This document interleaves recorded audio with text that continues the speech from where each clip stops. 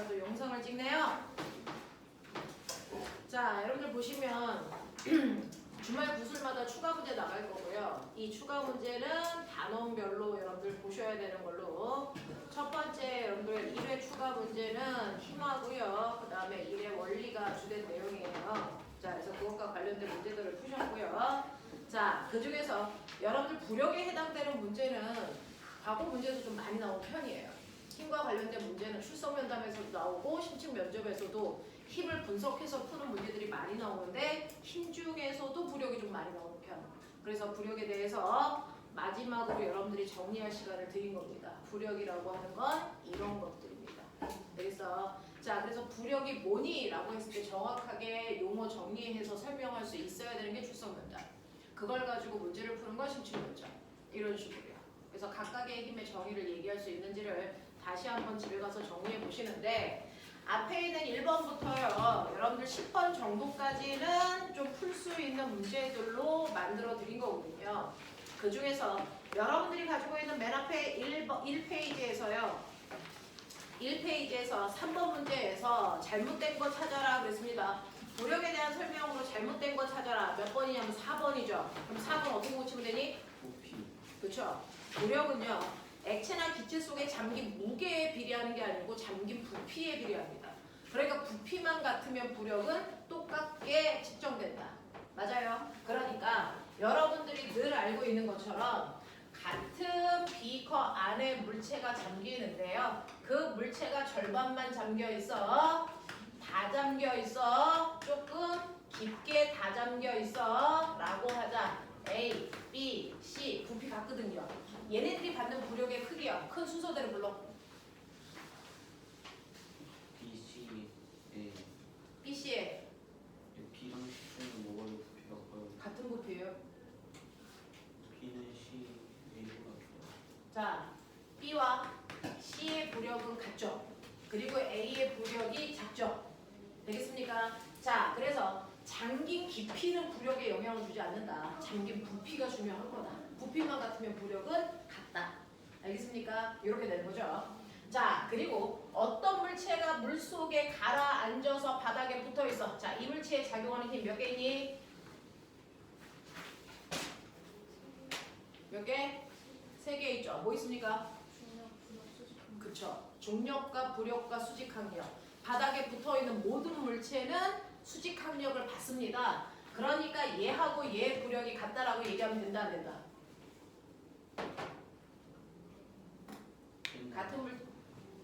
같은 물체인데요. 같은 물체인데 그래서 이렇게 되어 있는 애하고 이렇게 되어 있는 아이가 부력이 같니? 라고 물어보면 그건 좀 조심스럽습니다. 그래서 같다라고 할 수도 있고 아닐 수도 있는데 이 바닥면의 부력을 어떻게 계산할 거냐. 그래서 이거에 따라 좀 다를 수도 있거든요. 그래서 잠긴 부피가 같기 때문에 부력을 같다라고 표현해도 되고 바닥의 수직항력 때문에 바닥면이 딱 붙어 있으면 부력이 잘 작용하지 않을 수도 있어요. 되겠어? 그래서 얘보다는 부력이 더 작아요 라고 얘기할 수도 있거든요. 그래서 이런 것들은 잘 물어보지 않는데 여기에 수직항력이 작용하고 있다는 거는 알고 계셔야 된다. 자, 그 다음에 넘기시면요. 두 번째 페이지에서요. 여러분들 보시면 다음 중 부력과 관련이 없는 거 찾아라 라고 하는 문제가 6번에 있었어요. 자, 그래서 3번 하셨습니다. 그럼 3번은 뭐에 대한 설명입니까?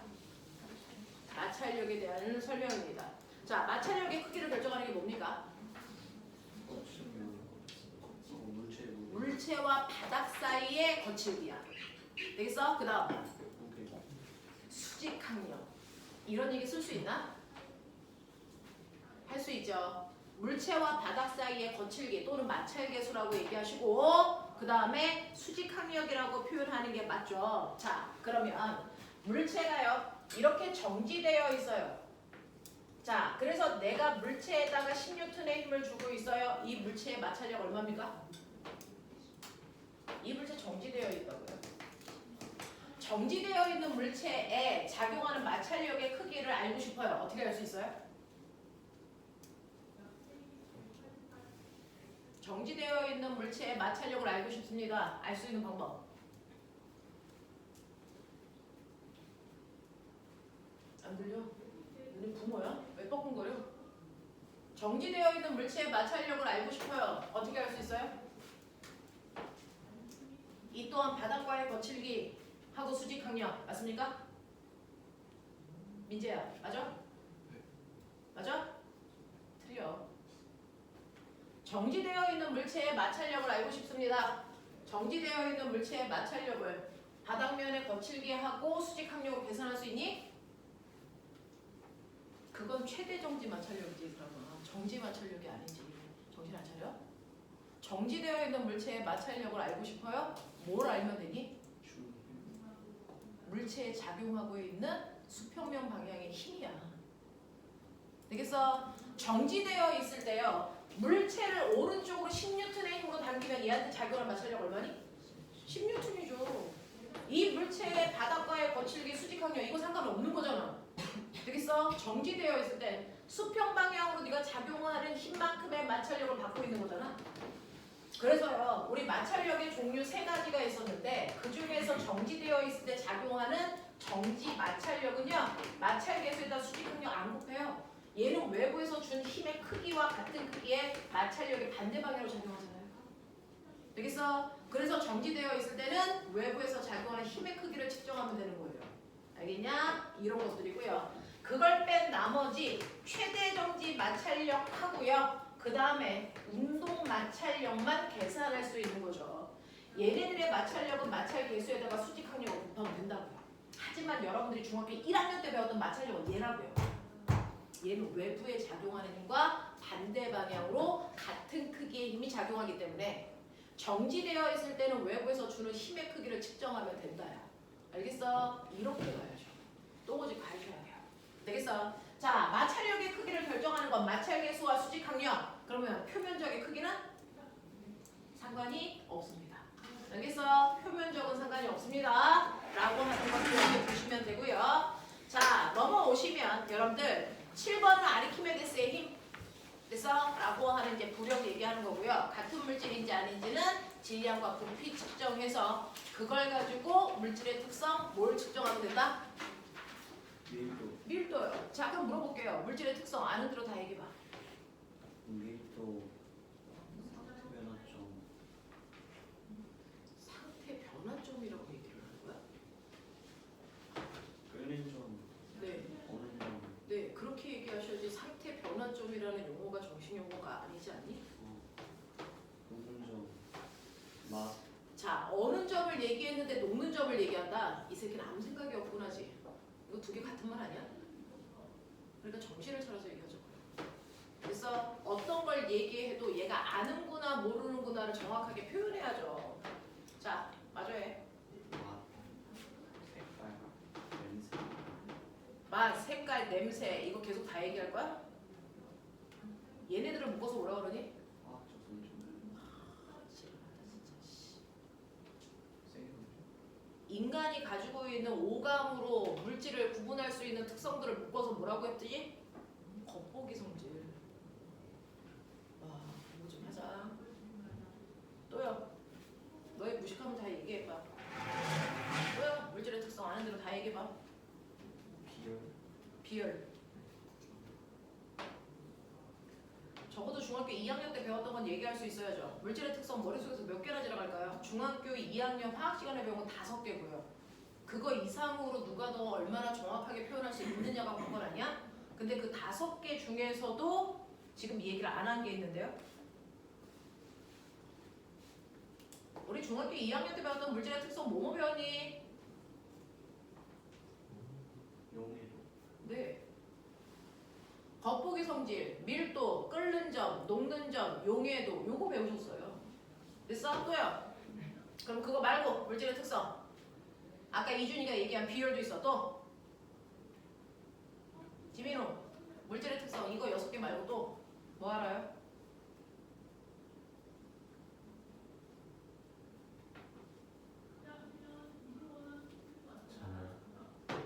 뭐?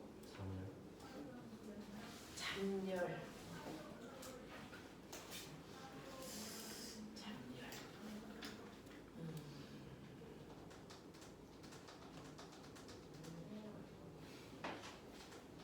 그건 화학 선생님한테 물어볼게. 잠열이 되는지는 저도 확인.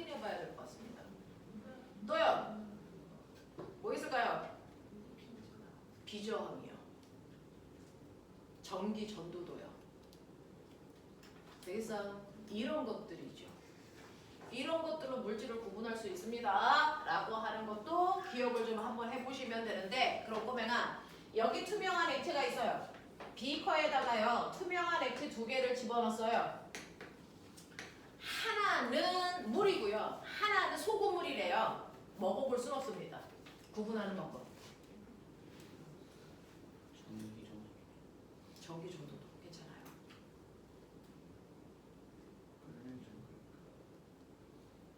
끓는 점 측정 가능합니다. 또요. 밀도 비교할 수도 있어요. 또요. 어느 점. 그렇지. 그 얘기 왜 안 나오나 했어. 또. 그렇지. 그 물질의 특성으로 봐도 돼. 그거 말고요. 그냥 우리가 방법적으로. 지금 여기에 있는 A와 B 중에 누가 물이고 누가 소금물인지를 됐어? 그 자리에서 확인할 수 있는 방법이 뭐가 있을까? 물질의 특성들은 알아. 그걸로 구분해도 돼. 또 뭐? 못 줘요. 굴절율로 되죠. 이 이준님한테 못한 새끼들아. 굴절율로 되죠. 또요. 이거 한참 유행했던 과거 문제였어요. 뭐가 될 것 같습니까? 응? 안 들려? 맞습니다. 부력으로도 되죠. 알겠어? 그래서 똑같은 스티로폼이라든가 코르크막에 띄웠을 때 떠있는 정도로 차이를 보셔도 돼요. 되겠냐? 이런 것들이요. 이런 것들이요. 자, 하나는 20도의 찬물, 하나는 80도의 뜨거운 물 만질 수는 없습니다. 누가 더 뜨겁고 누가 더 차가운지 구분할 수 있는 방법은 뭐가 있을까요? 그렇죠. 확산 속도 보는 방법이 있습니다. 됐어? 또요? 뭐? 용해도도 되죠. 우리 안희주인 진짜 믿을 수는 없지만 알고 있는 거 있나 봐. 또요? 얘들아 그런 거 생각해야 돼. 그런 생각을 해봐야 돼. 뭘까? 온도가 다른 두 물을 만지지 않고 알 수 있는 방법이 뭐가 있을까요? 똑같은 멸을 가해서 먼저 상태 변화가 일어나는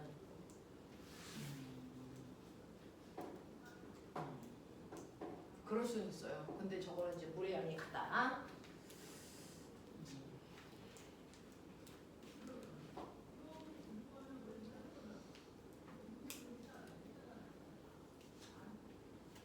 그러면 똑같이 코르크막에 띄우면 어떻게 될까?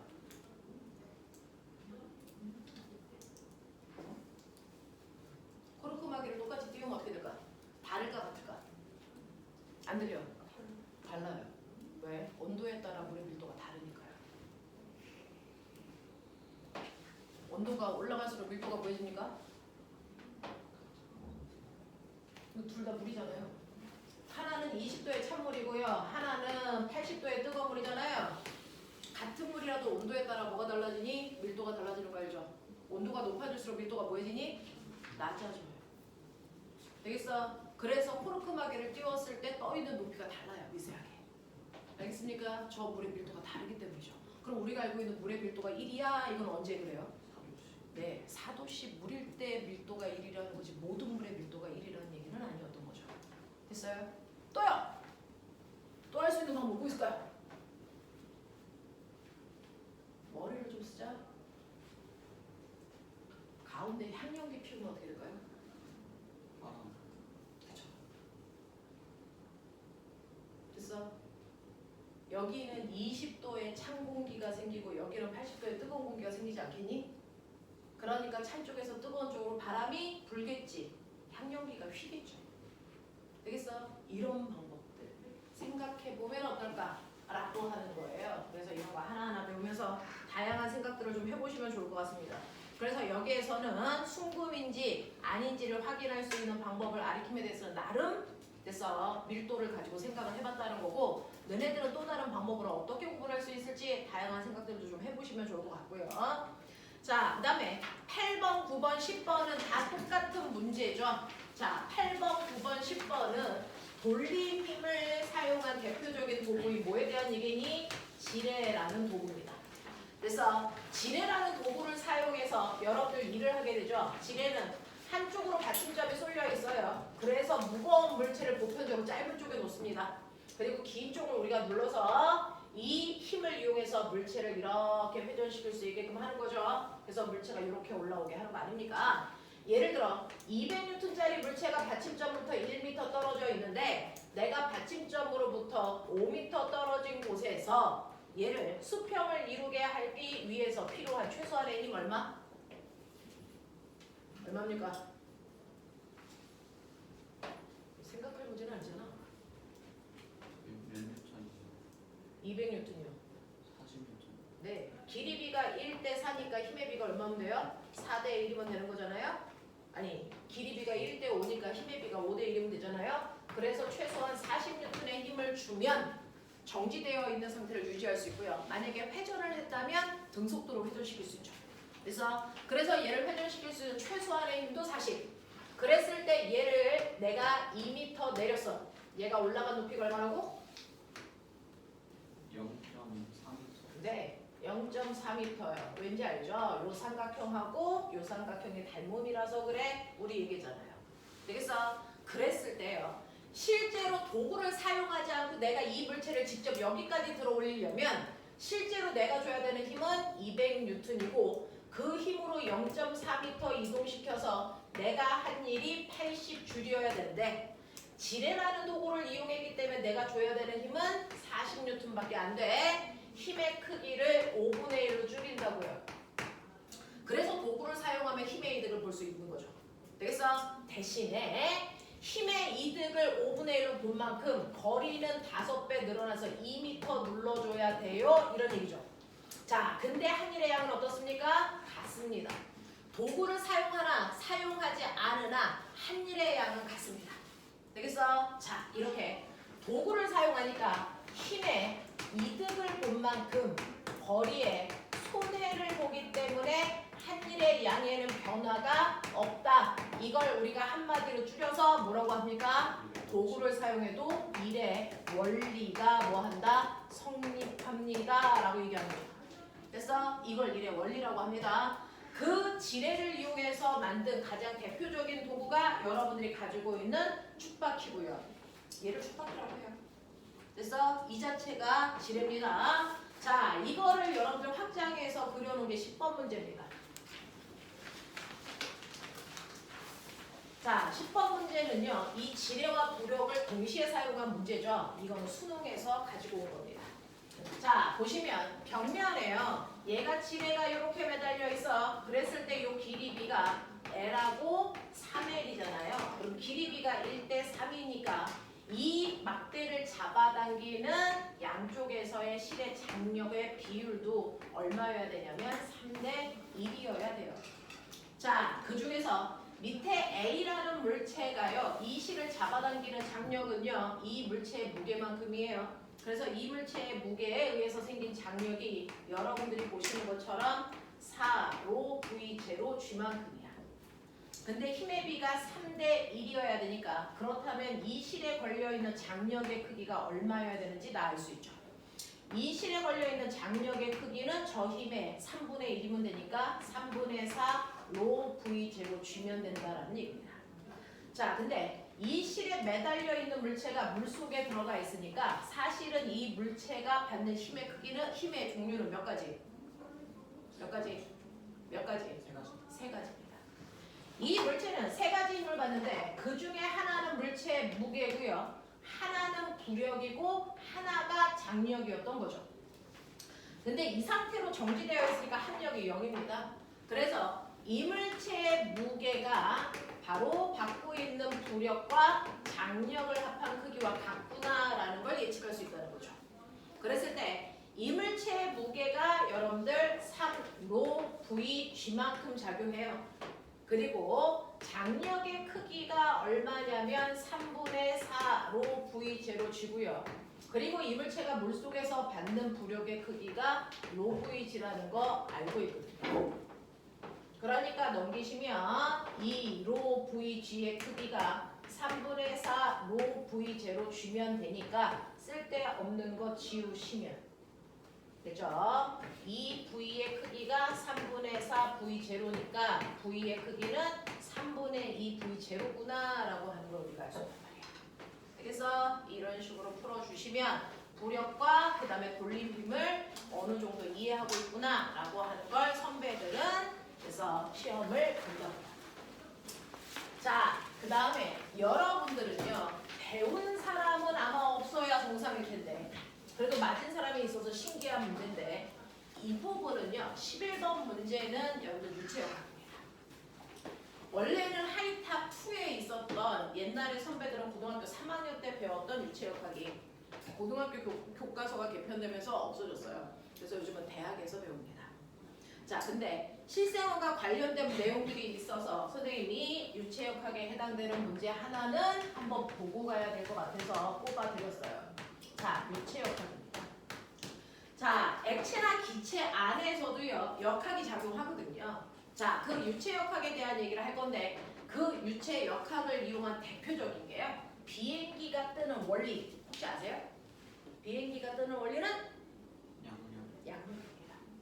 그 양력을 설명하는 거예요.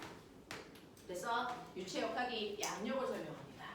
그 다음에 야구 좋아하시는 분들은 야구공을 투수가 던지면 투수가 야구공을 던졌을 때 그 속력하고 그래서 던지는 경로를 보면 치는 사람은 대충 공의 경로가 오랫동안 연습을 하니까 이 경로를 이해할 수 있겠죠. 그래서 이쯤 돼서 배트를 휘두르면 야구공을 맞히겠구나. 이걸 연습을 통해서 익히는 거잖아요.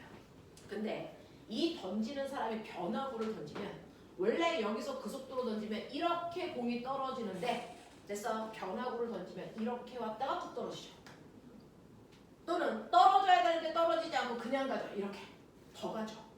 되겠어? 그래서 보편적인 경로를 넘어서는 이상한 경로를 갖게 되는 걸 우리가 변화구라고 얘기하죠. 그 변화구의 원리가 뭘까요? 마구 일수의 힘입니다. 이것도 유체역학이야.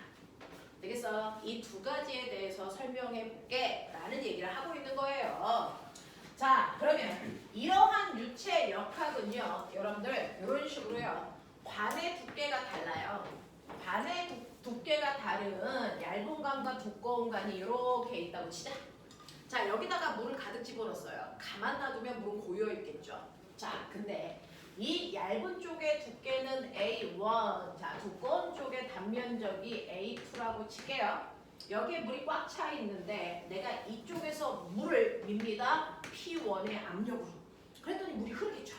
되겠어? 그 물이 흐르면서 쭉 흘러갈 겁니다. 되겠니? 이때 여기에서 물이 흐르는 속도를 우리는 뭐라고 할 거냐면 V1. 자, 이 넓은 쪽에서 물이 흐르는 속도는 V2고요. 넓은 쪽에 물이 흐른다는 얘기는 사실은 넓은 쪽도 압력을 받고 있다는 얘기겠죠. 되겠어? 자, 그 중에서 먼저 여러분들이 아셔야 되는 게 연속강정식 뭐 이런 게 있어요. 자, 내가요 수도꼭지에다가 고무호수를 연결을 해서 수돗물을 틀었어요. 그러면 그 고무호수 끝에서 물 나가겠죠.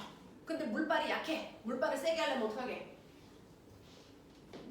끝에 막아가지고 수도꼭지의 입구를 뭐하게 한다?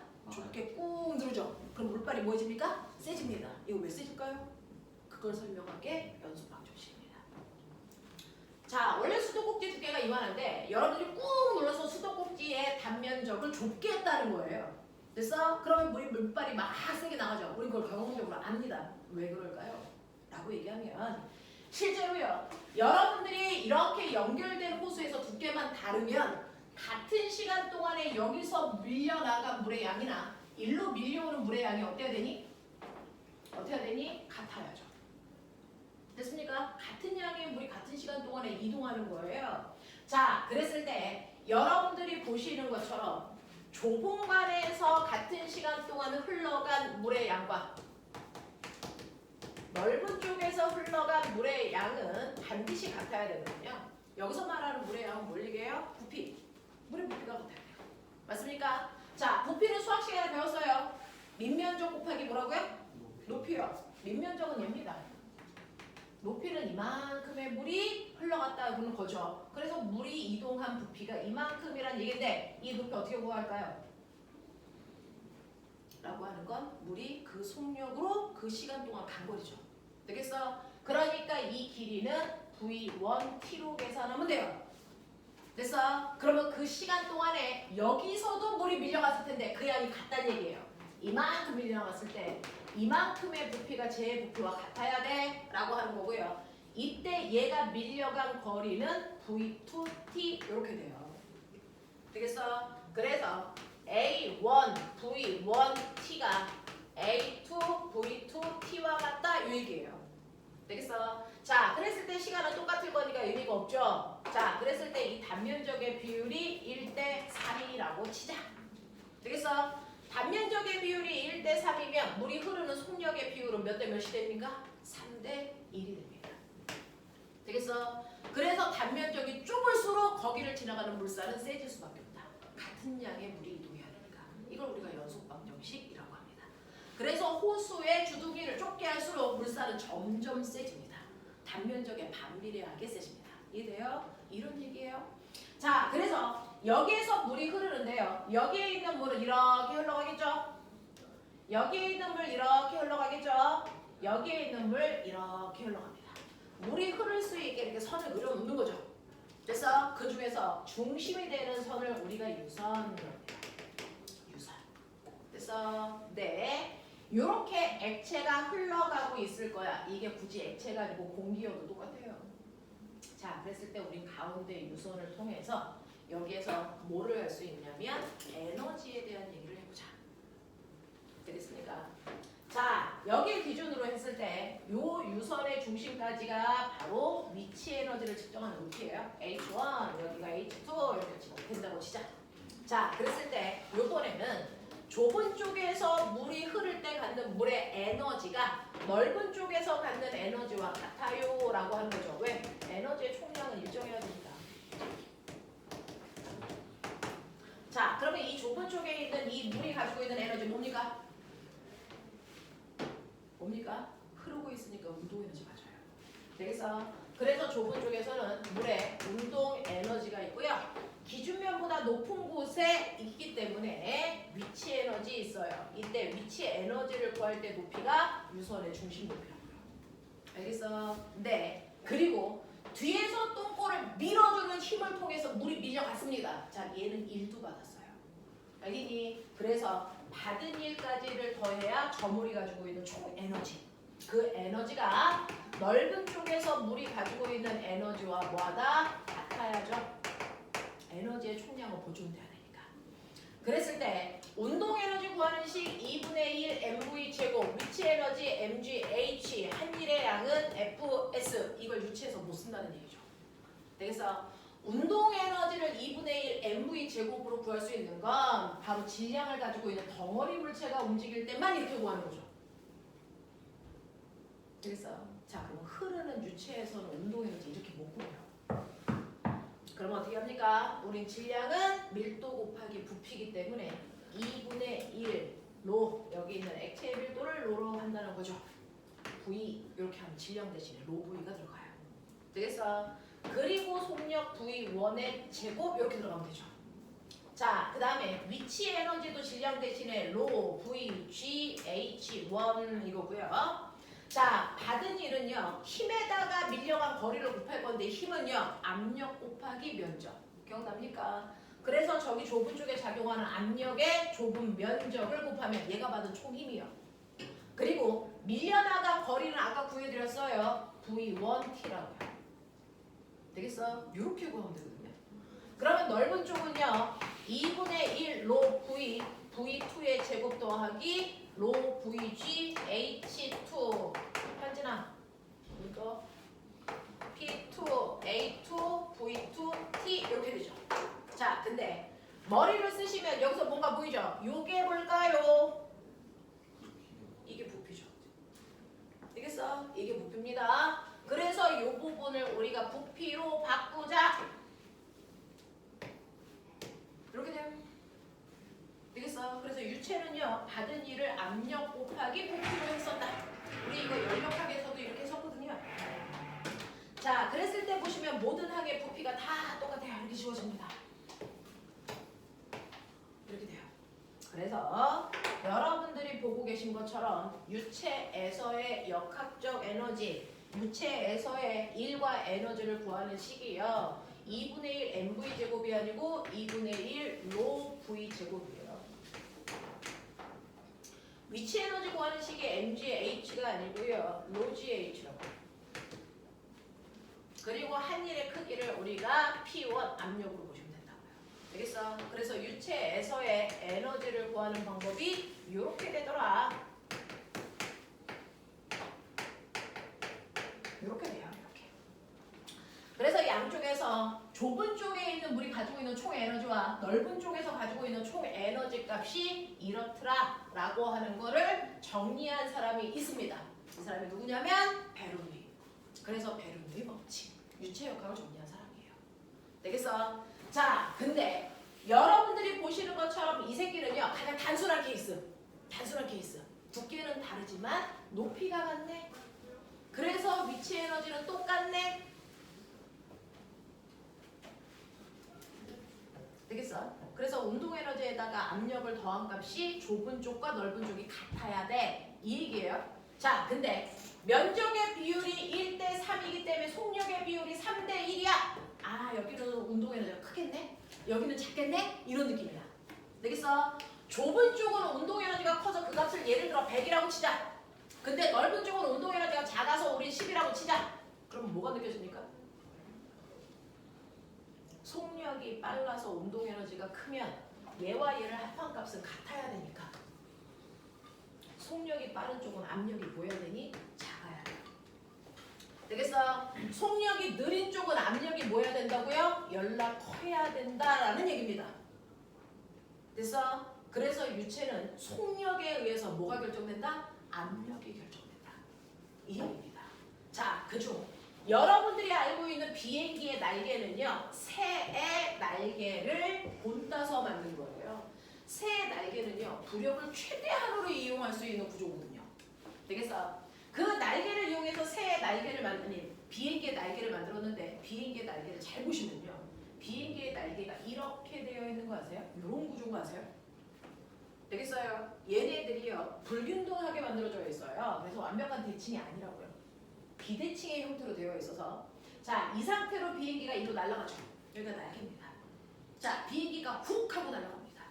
되겠어? 그러면 비행기가 여러분들이 보시는 왼쪽으로 갈 때요. 여기 있던 공기는 그래서 상대적으로 어떻게 되니? 뒤로 이렇게 밀리죠.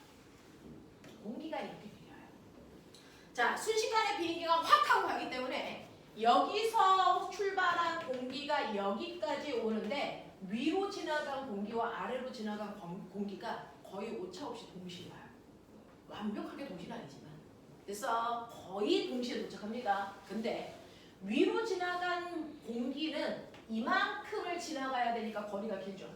근데 아래로 지나가려면 이렇게 지나가는 거니까 이동거리가 짧다는 얘기죠. 자, 근데 동시에 도착했다는 얘기는 속력이 누가 빨랐다는 거야? 위에 공기가 훨씬 더 속력이 빨랐다는 거야. 그래서 윗공기의 속력은 빠르고 아래 공기의 속력이 느려요. 그럼 아까 배웠어요? 베르누이. 속력이 빠른 쪽은 압력이 작다. 그래서 얘는 누르는 압력이 위쪽 날개가 작습니다. 됐어? 아래쪽 날개의 압력이 뭐합니까? 순간 커집니다. 됐어? 그래서 위쪽과 아래쪽의 압력 차에 의해서 아래쪽에서 위쪽으로 밀려 올리는 부력을 더 크게 만드는 거야. 알겠어? 그래서 이 비행기가 뭐 하는 거니? 뜨는 거죠. 됐습니까? 이걸 우리 뭐라 그런다? 양력이라고 합니다. 이게 양력이다. 되겠어? 내가 야구공을 던지면요. 야구공을 던질 때 우리는 그냥 야구공을 이렇게 던지지만 선수들은요. 야구공을 던질 때 그냥 이렇게 던지는 게 아니고 스냅을 줘요. 돌린다고요. 자, 그래서 야구공이 이렇게 날아갈 때 그 야구공이 똑바로 가는 게 아니고 얘가 이 방향으로 이렇게 회전하면서 가요. 회전 방향은 자기가 원하는 대로 줘도 돼요. 이렇게도 되고 이렇게 해도 되고. 그랬을 때 공의 경로가 다릅니다. 되겠어? 자, 그래서 야구공이 이렇게 날아가면 상대적으로 야구공에 의해서 공기가 뒤로 밀리는 효과가 나타나죠. 이런 식으로요. 그랬을 때 보시면 위쪽은요. 공기의 흐름과 야구공의 회전 방향이 반대예요. 그래서 마찰이 커집니다. 그래서 얘가 회전 속도가 느려집니다. 근데 얘는 공의 회전 방향과 공기가 흐르는 방향이 같습니다. 공기의 흐르는 속도가 더 빨라집니다. 그러면 이쪽의 압력은 작겠죠. 이쪽의 압력은 연락 크겠죠. 되겠어? 그러면 원래 중력을 받아서 이 포물선을 그리면서 이렇게 떨어져야 되는데 위쪽에서 누르는 힘이 더 세지니까 이 공은 이렇게 떨어져요. 알겠습니까? 이렇게 되는 거죠. 이때 작용한 이 힘을 마그누스의 힘이라고 합니다. 그래서 다 유체역학이야.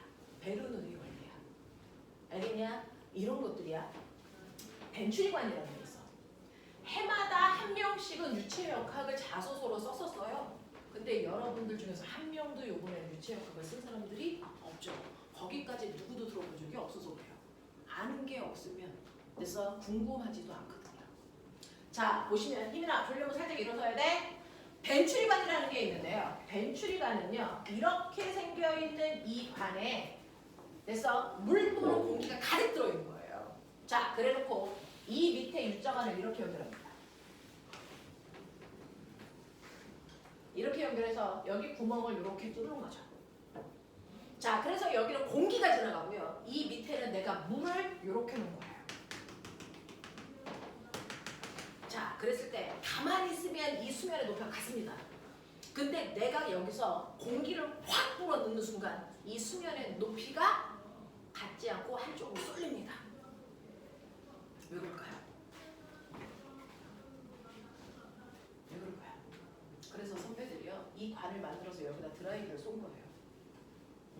그러면 이 수면의 높이가 같았다가 안 같아집니다. 기울뚱해집니다. 여기 수면이 높아질까요? 낮아질까요? 얘가 높아집니다. 얘가 낮아집니다. 왜냐면 면적이 좁은 쪽은 흐르는 속도가 뭐하다? 빠르다. 연속 공력이. 되겠어? 여긴 속력이 빠르고 여기는 속력이 느리게 공기가 지나간다고요. 그러면 속력이 빠른 쪽은 압력이 뭐하니? 작죠. 그래서요, 사실은 여기에 공기가 서로 누르는 기압이 같았기 때문에 수면이 높았는데, 그래서 같았는데 공기를 흐르게 하는 순간 이쪽의 기압이 낮아집니다. 이쪽의 기압이 커집니다. 그래서 여기 있는 물이 이렇게 밀려 올라오는 거죠. 되겠어? 그래서 이 높이 차이를 통해서 여기와 여기의 공기의 압력 차이를 알 수 있습니다. 알겠어? 이걸 시험하는 선배들도 늘 있었어요. 그래서 이걸 가지고 유체역학을 연구했고 이걸 가지고 항공공학을 연구하고 싶어요. 이렇게 끌고 가는 선배들이 대부분이었어. 되겠냐? 이렇게 끌고 가죠. 자, 그래서 들어는 두십시오. 되겠냐? 이렇게 공기의 흐름이 우리가 알고 있는 또 다른 힘을 만들어낸다. 자, 그래서 여러분 보시면요. 그래서 제가 어제도 실험을 해보려고 했는데 잘 되지는 않는데 이론적으로는 이래요. 자, 종이를 이렇게 놓고요. 내가 이 사이를 후 하고 불 거예요. 이 두 종이 사이를 내가 후 하고 불 거예요. 이 종이가 어느 쪽으로 움직일까요? 바깥으로 밀릴까요? 안으로 들어갈까요? 어떻게 될 거 아니? 내가 여기다가 공기를 불면 이 종이가 멀어질까요? 가까워질까요? 이게 가까워집니다. 보이세요? 왜요?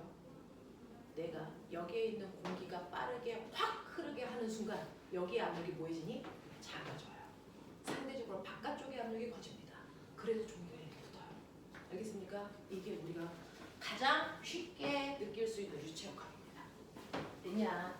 자, 실제로요, 여러분들이 가지고 있는 11번은요, 유튜브에 있는 그림을 선생님이 그냥 그래서 그림으로 간단하게 그려놓은 건데요. 자, 유튜브에 보시면 이 베르노이 법칙 연구하는 사람들이 유튜브 영상에다가 이렇게 플라스틱 공을요, 드라이기를 싸가지고 얘를 띄우는 거예요. 띄운 겁니다. 그래서 이 높이에서 이 공이 정지되어 있대요. 정지되어 있으니까 이 새끼가 받는 합력이 얼마겠니? 얼마니?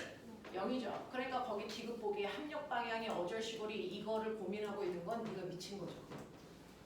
무슨 말인지 아닙니까? 합력은 0이죠. 자, 근데 정지 상태라는 건 얘가 아래쪽으로 중력은 받을 건데 그것과 반대 방향에 어떤 힘이 작용하고 있다는 거죠. 그 어떤 힘이 바로 뭡니까? 부력. 그래서 그걸 더 극단적으로 크게 만들 수 있게끔 해준 거죠. 압력차에 의해서. 되겠어? 그 압력차를 만드는 방법이 바로 여기와 여기를 지나는 공기의 속력차를 이용하면 되겠다는 거죠. 되겠어? 자, 그러면 압력이 밑에서 위로 미는 압력의 크기가 위에서 누르는 압력보다 더 센다는 얘기 아니니? 그러려면요 밑에 공기가 흐르는 속도가 빨라야 되니 느려야 되니? 이제 알겠죠? 압력을 크게 하려면 속력은 뭐 해야 된다? 작아야 된다. 되겠어? 그래서 여기의 속력은 작고 여기에 공기가 흐르는 속도가 컸기 때문에 압력이 아래에서 위로 미는 압력이 생긴 거예요. 되겠어? 그래서 허공에 떠 있을 수 있어요 라는 얘기를 하는 겁니다. 되겠어? 알겠지? 별로 어려운 내용은 아니에요. 어려운 내용은 아닌데 1교시부터 졸면 어떡하니? 자, 그래서 여러분들이 가지고 있는 기억과 디귿이 틀리고 니은이 맞아요 라는 얘기인데 단순하게 뭐가 맞았다 틀렸다가 아니고 이런 유체역학이구나. 되겠어? 라고 하는 거 기억을 좀 해봐 두시면 되겠습니다. 그러면서 양력이라는 단어, 마그누스의 힘이라는 단어 이런 단어도 좀 기억을 해보죠. 자, 그 다음에 12번은요 아무도 틀린 사람이 없다 그랬어요. 자, 근데 저 궁금한 게 있는데 이건 연력학이죠. 저건 유체역학. 연력학. 자, 연력학 몇 법칙에 대한 얘기니? 연력학 제1법칙. 됐어? 열에너지도 보조입니다. 맞습니까? 자, 그러면서 나 궁금한 게 있는데요. 구름이 생기는 과정 얘기해줘. 키라센 불러오기 전에. 구름이 생기는 과정은 공기 상승. 자꾸 얘기해야지 잠이 안 오지. 공기 상승. 그 다음. 그렇죠. 멋진 단어 나오죠. 단열 팽창. 맨날 과거 면접에서 얘 나옵니다. 단열 팽창. 되겠어? 신축 면접에서 단열 팽창의 문제 많이 나온다. 단열 팽창. 그 다음. 왜? 온도가 하강했으니까. 되겠어? 자, 그러면 단열 팽창하면 온도가 낮아지는 이유가 뭐야? 이걸 설명한 게 연력학 제1법칙.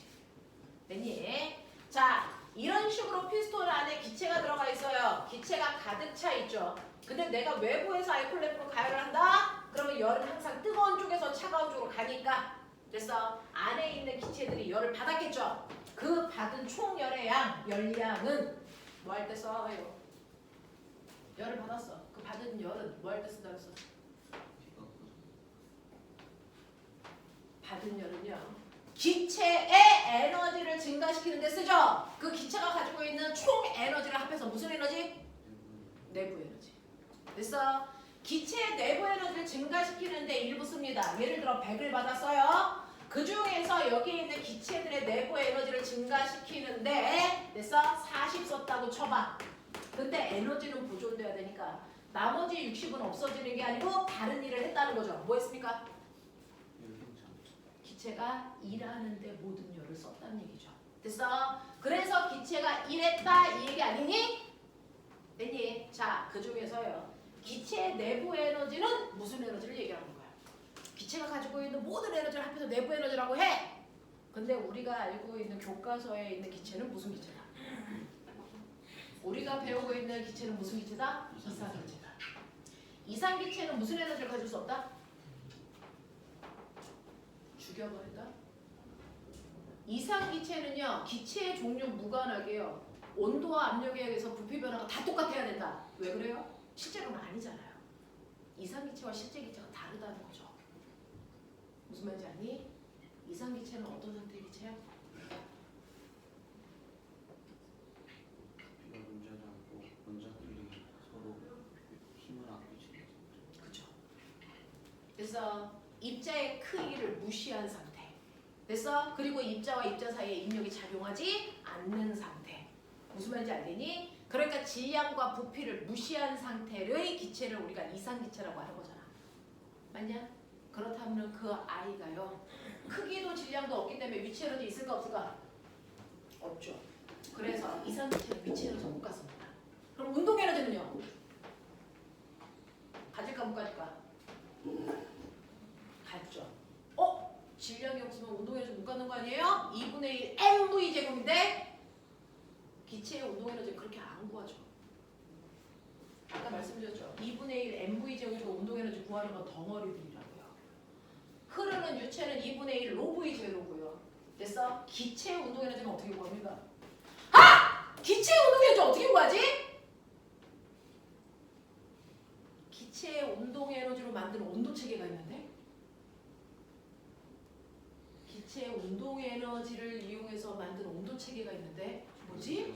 절대 온도 이 새끼야. 그럼 절대 온도로 운동 에너지를 구하겠지. 어떻게 구할까? 기체의 운동 에너지 구하는 식. 이게 기체의 운동 에너지 구하는 식이야. 이게 기체의 운동 에너지 구하는 식이야. 기체 입자 한 개 한 개의 운동 에너지. 2분의 3 KT. 그래서 K는 볼츠만 상수고요. 그래서 요만큼이 상수고요. 얘가 바로 뭐니? 절대 온도요. 그래서 기체의 운동 에너지는 절대 온도에 비례하는 겁니다. 알겠어? 그래서 기체는 운동 에너지는 가져. 근데 위치 에너지는 이상기체니까 못 가져. 알겠어? 그래서 기체들이 가지고 있는 이상기체라면 내부 에너지는 운동 에너지를 얘기한다. 그 운동 에너지는 절대 온도에 비례하니까 내부 에너지는 절대 온도에 비례한다. 이런 얘기야. 알겠어? 이렇게 얘기한 거잖아. 이렇게 얘기한 거잖아. 그러니까 기체가 열을 받으면 기체의 운동 에너지가 활발해진다는 얘기는 기체가 뜨거워진다는 얘기랑 같은 말이죠. 무슨 말인지 알겠어요? 그래서 기체가 온도를 상승시키는데 에너지를 일부 썼어요. 40만큼. 그러면 온도가 높아지면 기체의 운동이 활발해지네. 활발해진 아이가 뚜껑에 와서 부딪히는 횟수와 세기가 세지네. 그래서 뚜껑이 밀려나가네. 그럼 기체 입장에서 뭐야? 압력을 줘서 밀고 갔으니까 기체는 뭐했다? 일했다.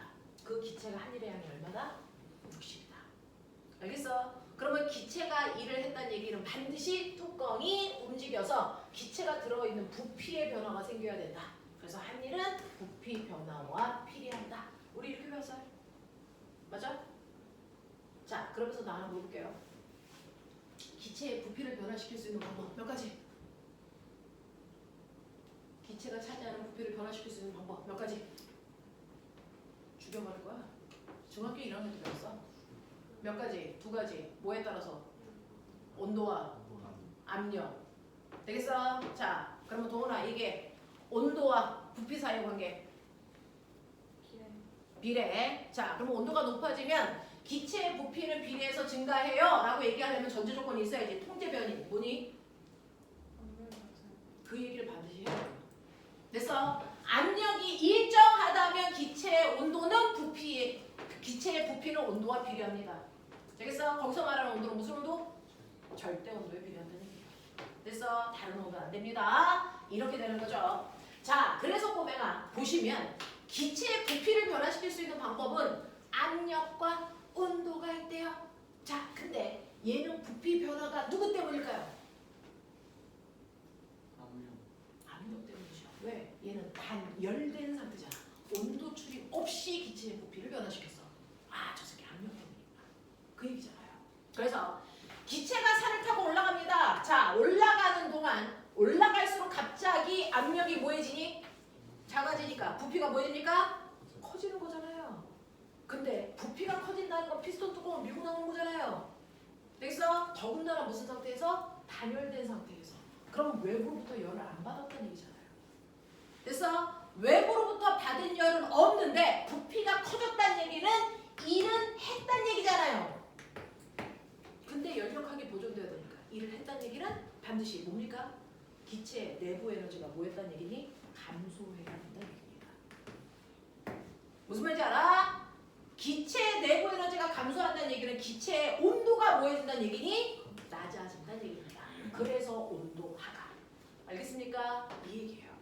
압력이 낮아져서 수증기의 부피를 미는데 내부 에너지를 썼기 때문에 온도는 낮아집니다. 그러니까 꼬매가 잘 생각해봐. 자, 공기는 위로 올라가면서 무조건 뭐하니? 단열, 팽창밖에 못해. 그러니까 산을 타고 올라가는 공기는 올라갈수록 점점 뭐해진다? 차가워진다. 그래서 구름 생긴다. 맞아요? 그럼 거꾸로 얘기해. 산에서 내려오는 공기는 뭐가 일어나니? 단열, 압축이 일어나. 단열, 압축이 일어나면 반드시 온도는 뭐하니? 그쵸, 상승합니다. 그래서 산을 타고 내려오는 공기들은 뜨거운 바람이 불어요. 되겠어? 이걸 무슨 현상? 이걸 뭐라 합니까? 센 현상. 또는 피라쌤이 맨날 얘기하시죠? 높새바람. 되겠어? 그래서 높새바람은 단열 압축에 의해서 생기는 그래서 바람을 얘기합니다. 무슨 말인지 알겠어? 근데 라고 얘기하는 거죠. 그래서 꼬맹아, 내가요 사이다 병뚜껑을 땅 하고 따! 차가워지니 뜨거워지니 그대로니? 차가워질까 뜨거워질까 그대로일까? 차가워지죠. 왜? 내가 사이다 병뚜껑을 땅 하고 따는 순간 그 안에 있는 기체가 받는 압력이 뭐해지니? 낮아지죠. 순간. 그러면 그 기체들이 순간 뭐 할까요? 단열, 팽창. 알겠습니까? 그래서 온도가 뭐해지니? 낮아진다니까. 무슨 말인지 알겠죠? 이런 얘기입니다. 이런 얘기입니다. 알겠어? 졸려? 뽀뽀 좀 해? 그냥 자꾸 졸면 뽀뽀한다. 시계 방향으로. 이 아가 새끼 눈에서 피 흘리겠어 정말. 자, 이런 것들이야. 그래서 너네가 가지고 있는 거에서 가에서 나로 되는 동안 풍선의 기체는 외부에 일을 한다. 무슨 말인지 알죠? 부피가 증가한다는 얘기예요. 자, 풍선에 작용하는 부력은 당연히 부피가 커졌으니까 커졌겠죠? 되겠어? 그리고 풍선 안에 기체의 내부 에너지는 자, 뜨거운 물속에 있으니까 안에 있는 기체도 뜨거워졌겠죠? 그러니까 내부 에너지 증가했다고요. 알겠습니까? 이런 얘기 하는 거라고요. 알아듣고 답을 얘기하셔야죠. 넘어가자. 마지막 13번은 위아더 월드 틀렸는데 이거 맞은 사람 손? 아까 몇 명 있던데 13번 맞았어요. 네. 조현이하고 영재하고 맞은 거야? 자, 근데 우리 다인이 맞았는데 되게 황당하게 맞았어요. 자, 볼게요. 여러분들, 선생님은 이 문제를 뭐라 그러냐면 이거 수능에서 따온 거거든요. 대자뷰 문제예요, 대자뷰. 됐어? 이거 대자뷰 문제인데 너네 이런 문제 풀면 안 재밌니? 난 이런 문제 풀면 너무 재밌어서 잠이 잘 안 오는데. 호진쌤은 이런 문제 풀면 스트레스가 해소된다는데 너네 스트레스가 쌓이니? 자, 보시면요. 여기에 A라고 하는 공이요. 8의 빠르기로 등속도로 오고 있고요. 앞에 B라고 하는 공도 8의 빠르기로 가고 있단 말이죠. 이 둘 사이의 거리가 16m 떨어져 있다는 얘기죠. 자, 그래서 앞에 가고 있는 B가 먼저 경사면을 타고 올라가고 있고요. A가 나중에 따라옵니다. 자, 그래서 B라고 하는 공은 Q의 위치를 지나고요. A라고 하는 공은요. A라고 하는 공은 뭡니까? P의 위치를 지나가고 있어요. 그랬을 때 B라는 공의 속력이 2라는 걸 알려줄게요. A 공의 속력은 얼마인지 모르니까 이거 구해줘. 이건데 됐어? 이걸 구하기 위해서 힌트 하나 줄게. 됐어? 자, 이렇게 됐다가 B 더 올라가고 A 더 올라가서 결국은 얘가 시간이 지나니까 두 공이 Q에서 꽝 하고 충돌했어. 이 얘기를 한 거야. 그것만으로 A의 속도를 구해봐 라는 얘기죠. 어떻게 구할까? 도원아, 어디까지 생각했어? 그러니까 아예 문제를 못 읽었어? 그러면 여기 문제에서 네가 얻을 수 있는 힌트를 다 얘기해봐. 뭐는 알 수 있었어요?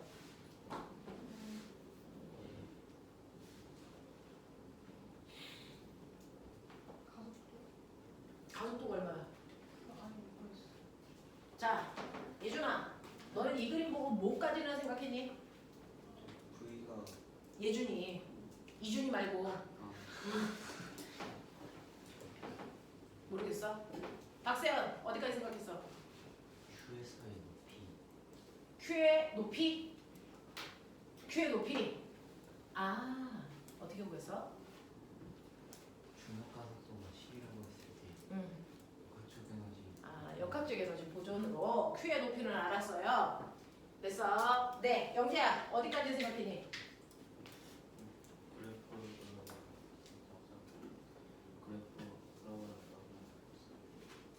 자, 여기에서요. 보면 B는요, A의 몇 초 후의 미래입니다. 2초. 맞아요. 정확하게 2초 후에 자기의 미래를 보고 가고 있어요. 2초인지 어떻게 알았어요? 8의 속력으로 몇 미터 가야 됩니까? 16m 가야 됩니다. 그러니까 정확하게 2초 후에 나의 모습이 B란 얘기죠. 되겠어요? 그 상태를 유지하면서 쭉 갔습니다. 그러니까 B가 A보다 몇 초 먼저 빗면을 올라갔겠니? 2초 먼저 올라갔을 거야. 되겠어? 자, 그래서 여기까지 오는 그 순간 찍어놓은 거고요. 그리고 나서 Q에서 충돌할 때요. 됐니? B는 어떻게 돼서 Q에 다시 왔어? 올라간다 보였니? 내려왔어요. 그럼 꼬매가 A가 여기까지 2초 후에 올라올 동안 Q는 2초 동안 뭐했니? 올라갔다 뭐했니? 내려왔어. 그럼 최고점에 올라갈 때까지 몇 초 걸렸다는 얘기니? B가 최고점까지 올라갈 때까지 몇 초 걸렸다는 얘기니? 1초야. 1초 동안 올라갔다 1초 동안 내려왔다는 얘기입니다. 되겠어? 그러면 1초 후에 B는 속력이 얼마가 됐다는 얘기니? 0 됐다는 얘기다. 그러니까 그래프를 그릴 때 그래프는 얘죠. B의 그래프죠. B는 현재 속력이 2였는데 1초 만에 최고점을 도달했고 그때 속력이 0이라는 겁니다. 그러면 이 경사면의 가속도가 얼마라는 얘기입니까? 마이너스 2라는 얘기입니다. 되겠어? 이 경사면은요. 1초의 속력이 20 줄어. 이 얘기하는 거잖아요. 이해되겠어? 그럼 꼬매가 B가 여기 있을 때요. A는 2초 이전의 속력이어야죠. 얼마일까요? 얼마일까요? 가속도가 2니까 얘는 얼마일까요? 6이죠. 이해되겠니? 이런 얘기야. 도대체 B가 어떤 운동을 했는지를 보면 됐어. 이 경사면의 가속도를 여러분들이 인지할 수 있었단 말이야. 여기까지는 끌고 갈 거라고 생각했는데 민재야, 응? 자, 그래서 이 정도는 생각을 좀 해봐줘야 되지 않을까요? 경사면의 가속도를. 됐어? 근데 선생님, A와 B의 질량이 같아요? 질량 같다는 얘기는 없는데 가속도가 B의 가속도가 2라면 A의 가속도가 2라고 얘기할 수 있어요? 같죠? 되겠어? 경사면에서 마찰이 없으면 아래로 내려가려는 알자임, mg, 싹 내려가 세타만큼의 알자임을 받을 거고 그걸 질량으로 나누면 가속도일 거기 때문에 경사면에서의 가속도는 언제나 g 사인 세타라고요. 그러니까 경사면에서의 가속도는 물체의 질량하고 무관해요. 됐어? 경사 각도만 같으면 질량하고 상관없이 가속도 똑같다는 겁니다. 알겠습니까? 그래서 사각형은 문제야. 되겠죠? 여기까지 하겠습니다. 식사하십시오. 틀린 문제 다시 봐라.